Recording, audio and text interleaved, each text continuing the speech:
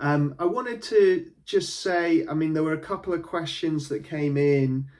One was really around the sensations. So, like I said, OCD is not just intrusive verbal thoughts or intrusive images. For a lot of people, there might be body sensations are the dominant sort of obsession, or it might even feel like a feeling actually. It's like the whole of OCD, the thoughts and impulse and everything is sort of packaged up into a feeling that sometimes is quite hard to put into words, but when you feel it, you know that you're being triggered and you have the urge to do compulsions.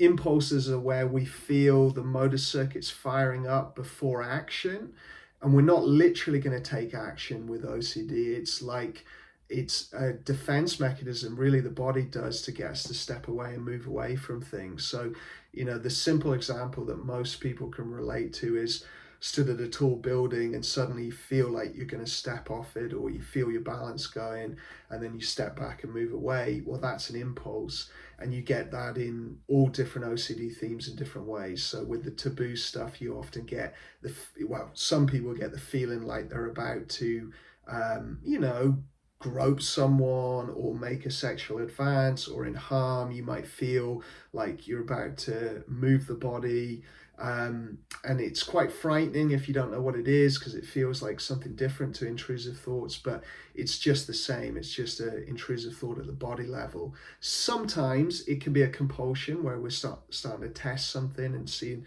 what we feel about it, but often it's an intrusive thought. You can also have very neutral versions of this, the sensorimotor OCD, where you're just hyper aware of blinking, breathing, heartbeat, body sensations, anything really in your body, or actually in your vision and your senses as well. You can get that.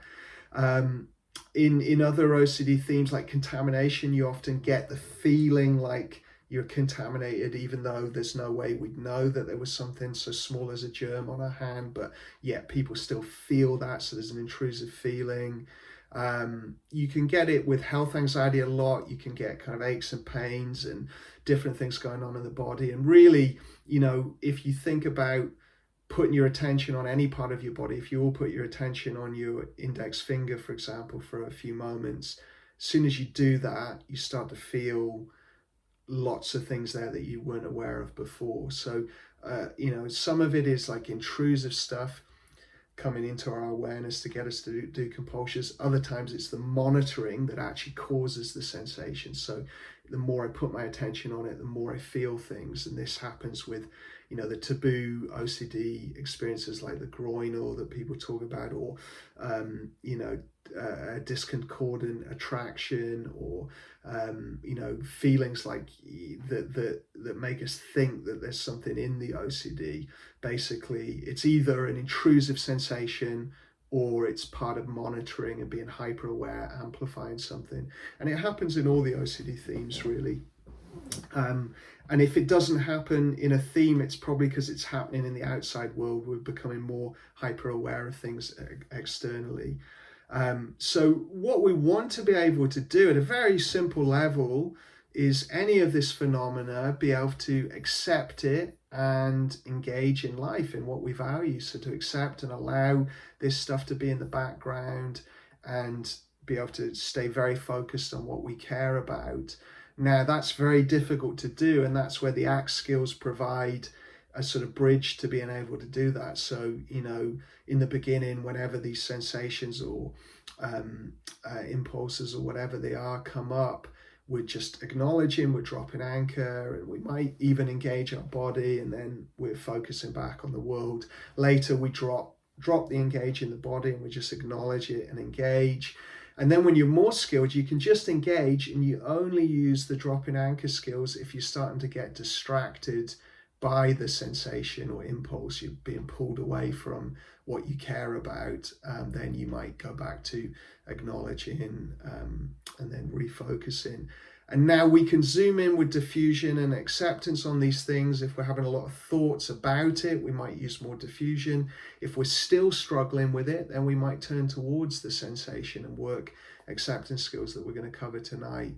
But really, the ultimate, I mean, maybe a specific example. I mean, I've had lots of hyper awareness, sensorimotor OCD, and not particularly neutral. People always talk about the sort of neutral examples where you might be frightened about the impact they have on your life. So the reason you don't like them is, like, if I'm always aware of my blinking, I'm not going to be able to function well in life. I'm going to be distracted, or I'm not going to be as happy or perform as well, or other things. But you can also have hyper awareness where it's because the thing's unpleasant and we don't like having it in awareness, a bit like pain.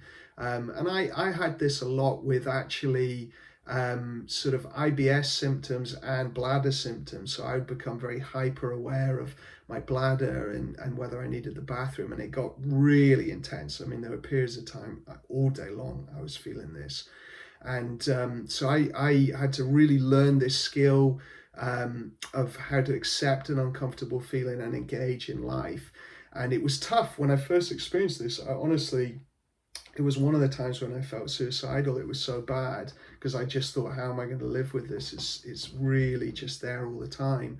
And then I'd try and like expose to it to get rid of it, and then I'd try and I did some of the CBT stuff where you like pour water on yourself and go on a London tube to expose to the shame, and I was doing all these different sorts of things, fluid loading, and going into business meetings desperate for the loo, and everything. But the problem was I was doing it all with the agenda to try and get rid of it, and so none of it really helped. And what really helped me was actually when I started to go, no, I'm going to get good at living with this. And if I need the loo for the rest of my life, so be it. I'm going to get really good at accepting this feeling and engaging, in the things that matter to me. And then lo and behold, when I did that, truly did that, it got a lot easier, more transient, and, no problem anymore. So that's this body sensation stuff. We've got to do this real paradoxical thing, which is a real repeating theme of this course, of the more I can really accept it and not accept it to try and get rid of it, actually paradoxically the better things are going to get. But it's hard, it's difficult to do that with these body sensation type experiences. But it's no different to intrusive thoughts or anything else.